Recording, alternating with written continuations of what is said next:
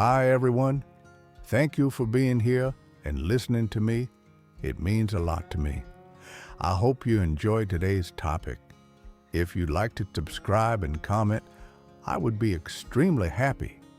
Today is Holy Saturday, and the air is heavy, with a silence that feels like the end of everything.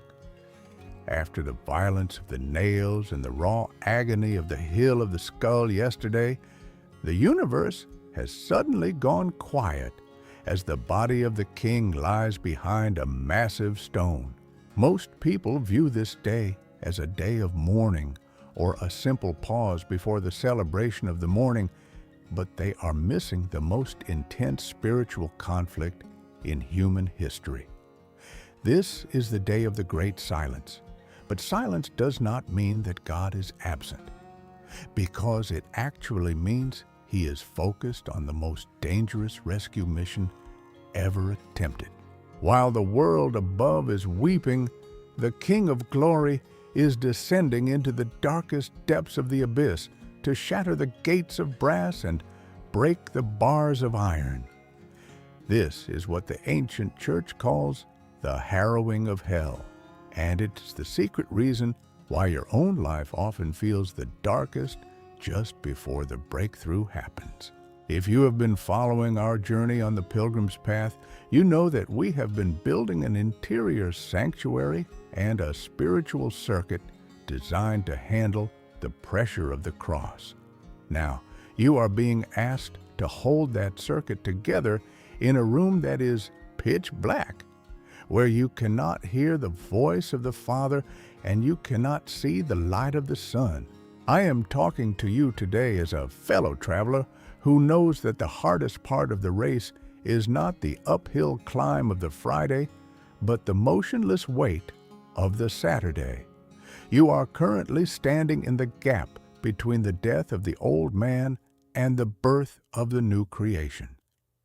This video is going to deconstruct what is happening in the spiritual realm right now and why your ability to endure this specific silence is the final key to unlocking the power of the resurrection.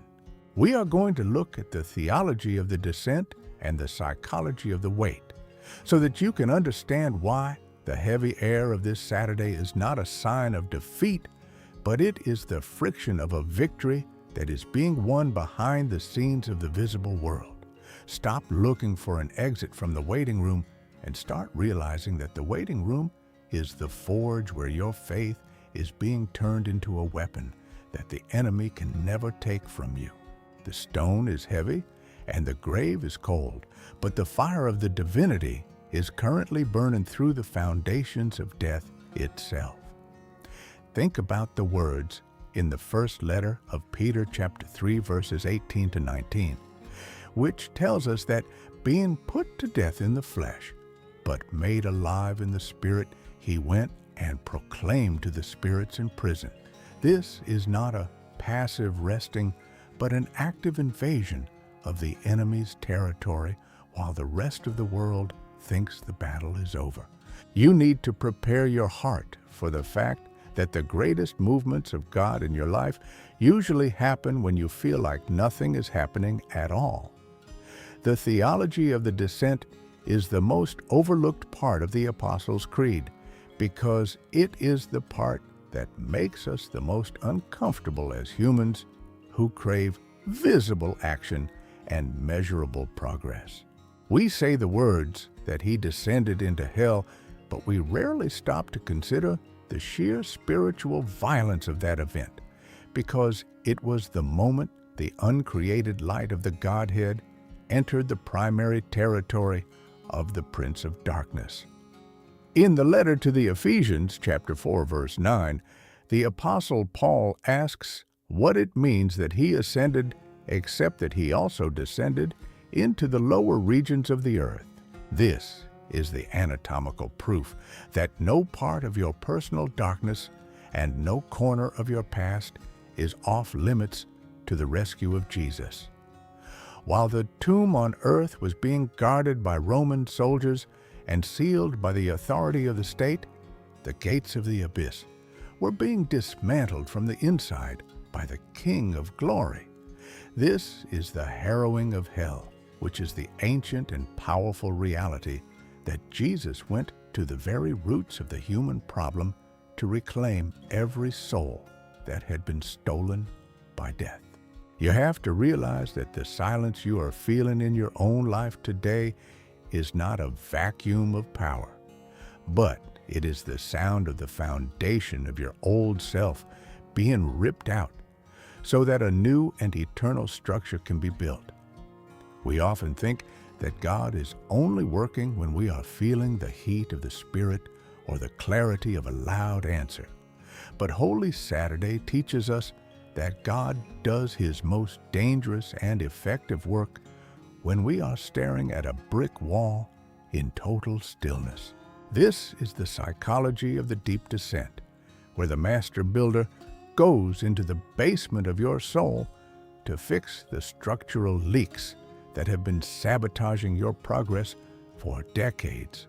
If you feel like your life is currently buried under a massive stone and the air is getting thin, it is because you are being invited to join the King in the harrowing of your own internal hell. You are being asked to trust that the darkness is not a trap, but it is the environment required for the total defeat of your hidden enemies.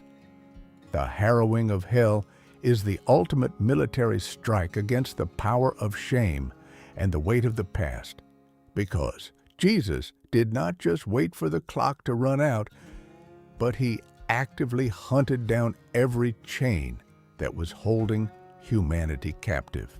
In the Gospel, according to Luke, chapter 11, verse 22, Scott, we see the description of the stronger man who attacks and overcomes the one who was previously guarding his palace. This is exactly what is happening in the silence of this Saturday, because the stronger man is currently stripping the armor off the enemy, while the world thinks the light has been extinguished forever. You are being trained to be a citizen of a kingdom that operates in the secret places where the eyes of the world cannot see. The weight is the weapon that sharpens your resolve, and the silence is the shield that protects the growth of the new man from the interference of the human ego. Do not mistake the stillness of the tomb for the stillness of the graveyard, because there is a pulse in the stone and there is a movement in the shadows that is about to change the trajectory of your entire existence. You are learning to exist in the gap between the promise and the performance, and this is where the elite warriors of the faith are formed. The silence is not a sign of absence, but it is the focused intensity of a creator who is about to make all things new, and the depth of the descent is the only thing that determines the height of the coming resurrection. You are currently living in the Saturday trap, which is the psychological space where the enemy tries to convince you that the effort of the fast and the pain of the cross was all for nothing. This is the moment when the silence becomes a deafening roar of doubt, because you have done everything right, and yet you are still sitting in a dark tomb. If you are going to survive the harrowing of your own life, you have to understand the law of the seed, because the seed only breaks open when it is buried under the weight of the earth in total darkness. In the Gospel, according to John chapter 12, verse 24, we are told that truly, truly, I say to you, unless a grain of wheat falls into the earth and dies, it remains alone, but if it dies, it bears much fruit. This is the anatomical reality of the Saturday, because the death of your old ego is not a disaster, but it is the prerequisite for the birth of your eternal self. The reason you feel so much friction right now is because the old man is fighting for his life while the new man is waiting to breathe. You are being asked to maintain the integrity of the Jesus circuit that we have been building together on this pilgrim path, even when the battery feels dead and the screen is blank. Faith is not a feeling that you get in a crowded church, but it is a muscle that you build in a silent tomb when you choose to stay loyal to a king who appears to be absent. If you can hold your position in the dark, then you are proving that your loyalty is not based on a transaction of comfort, but on a conviction of truth. The enemy wants you to roll away the stone yourself and go back to your old life of shallow safety, but the pilgrim knows that the stone must be moved from the outside by a power that is not his own. You are being tempered by the silence because the silence is the only thing that can kill the part of you that still wants to be the master of your own destiny. This is the ultimate test of surrender, where you stop trying to manage the outcome and start trusting the process of the Creator.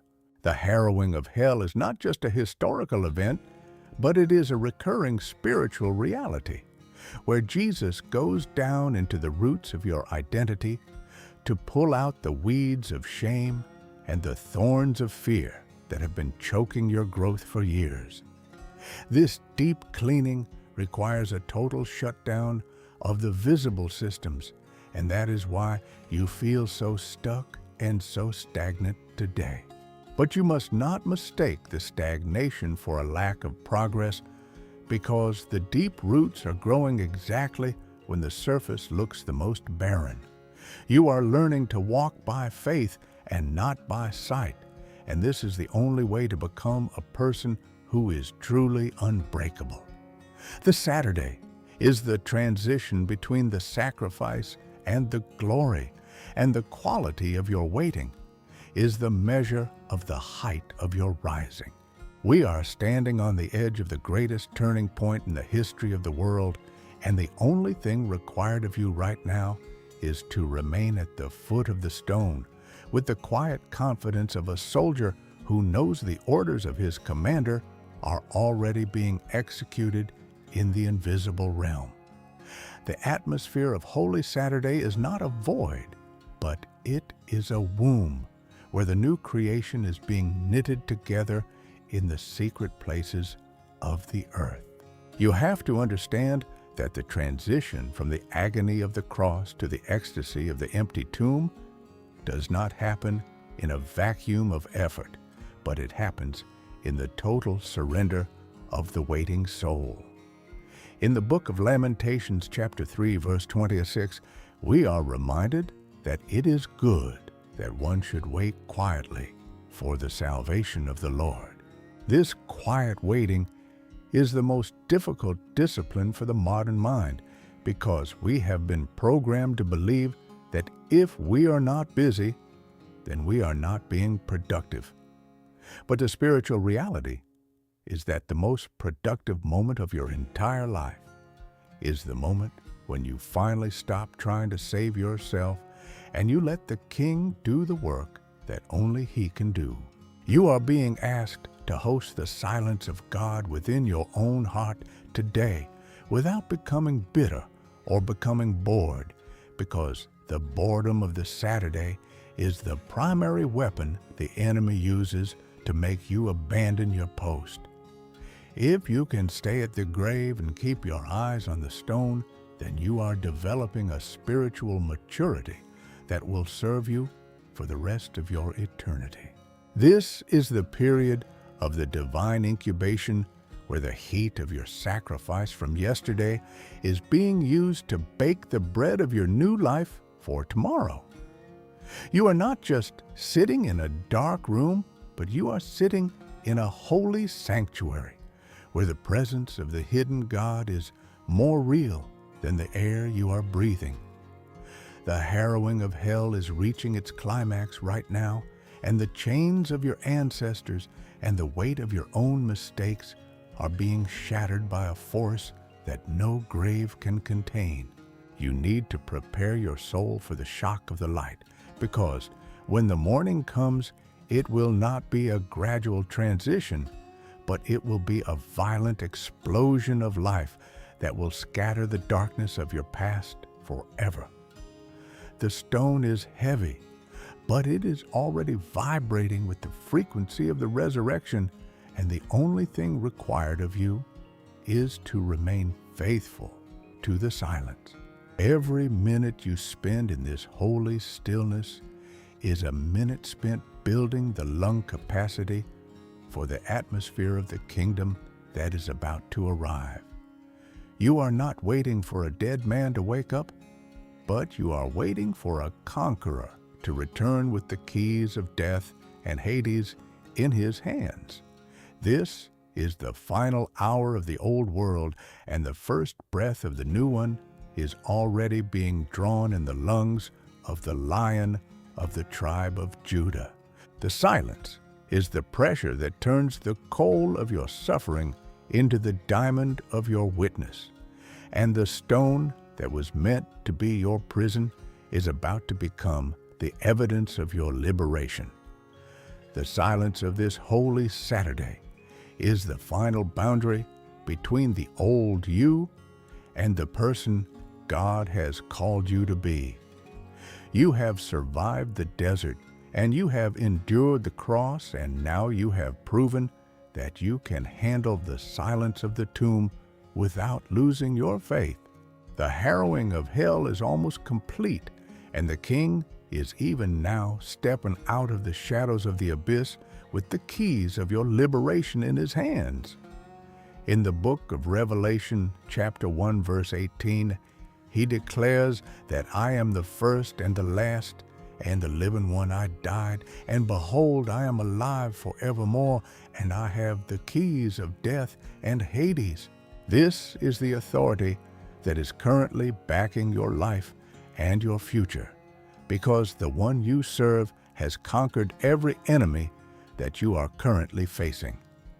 If you have felt the power of this great silence today, then you are ready for the explosion of the morning.